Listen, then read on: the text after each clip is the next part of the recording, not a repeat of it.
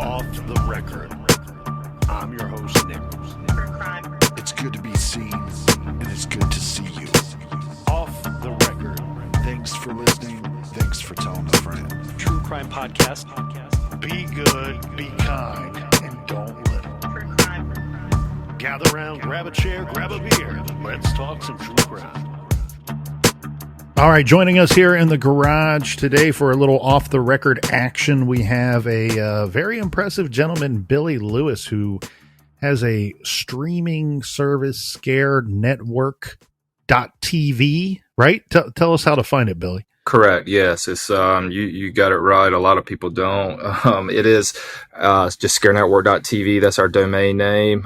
We go by Scare Network, but we we're on the web. We have apps out on Roku, on Apple TV, Android, Fire Stick. We're all over the place, and we specialize in paranormal, horror, true crime, and monster content. Monster content meaning Bigfoot, UFOs. We stick by those genres, and we started a little bit less than 5 years ago, so we're just trying to grow and put out original content and pick up other films from other filmmakers. So that's it in a nutshell. So you can link scarednetwork.tv to any of those other subscription services, correct? Well, we have our own app out. Like, let's say if you go on your Roku TV and like, for example, you wanted to download the Netflix app, it's the same thing. If you go in the store and you search for Scare Network, you download the app and it's right there on your TV. So then all you have to do is create an account, create a free account. You do that on the web or through our apps and then start watching our original content. Stuff that we offer ad free is only $4.99 a month, cancel anytime. So it's a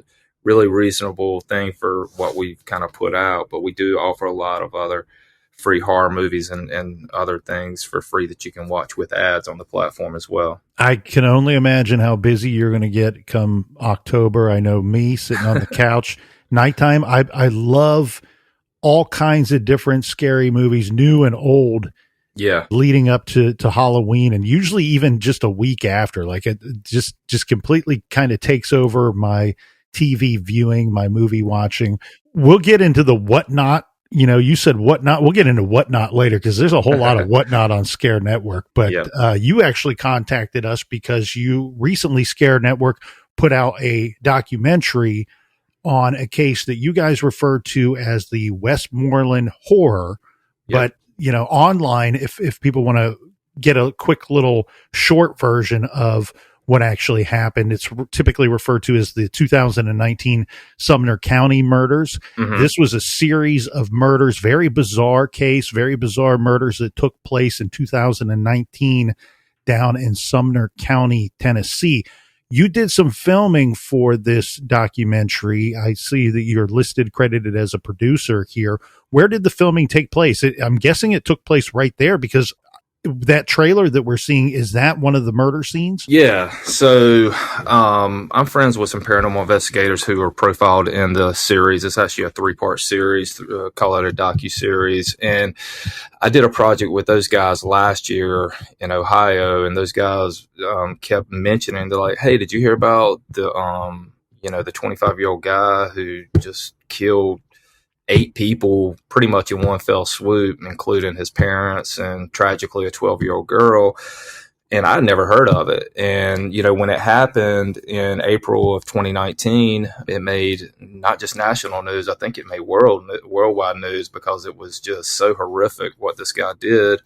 And so I just shot this back in January, the end of January, beginning of February. I ended up kind of going there and doing a lot of research and not having that many interviews set up, to be honest. So I really didn't know what I was going to get. So I just kind of, I'd lined an interview up with the district attorney who he ended up not prosecuting the guy because the guy ended up pleading.